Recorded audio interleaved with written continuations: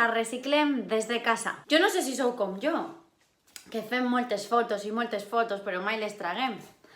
Estos dies que estàvem en casa i teníem temps per a nosaltres, me va donar per mirar les fotos que tenia guardades i se me va ocorrir una manualitat, i és fer uns marquets amb cartolines. I així tenim els materials per a fer la manualitat. Vos havia dit que era fàcil, Simplement són cartolines que tinguem per casa de colors, una regla per a poder posar les mesures, tisores, llapis i uns retoladors. Comencem agafant una cartolina, el llapis i la regla.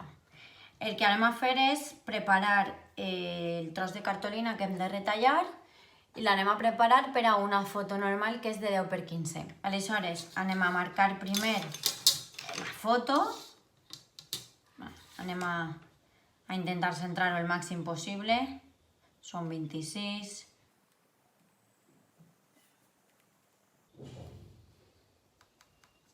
Ja tenim així el mig, 10 i ara 15.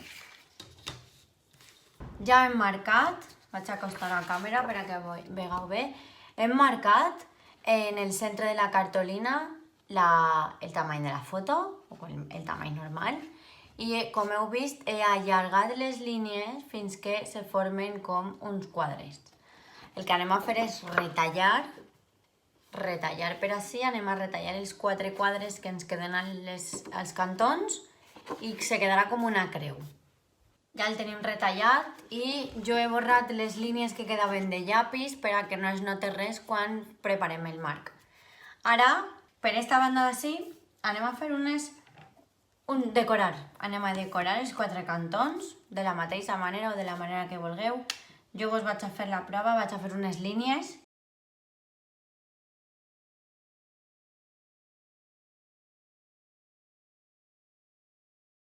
I ara, ja anem a pegar la volta, perquè aquesta és la cara bona. En la cara bona no fem el dibuix, el fem per el revés. I anem a pegar la volta. Anem a agafar un llapis, un boli, un retolador, però que tinga una superfície llisa. I anem a enrotllar la cartolina al retolador. L'enrotllem fins que acabem. I ho deixem així enrotllat. Anem a fer el mateix en els 4 cantons i després li posarem un poquet de pegament, ho pegarem i ja tindrem el marquet fet.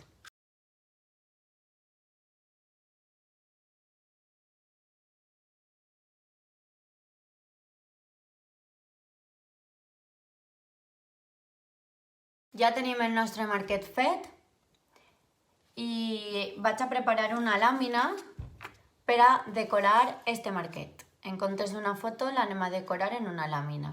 Així és com quedaria el marquet en la nostra làmina que li hem posat el nom del xiquet.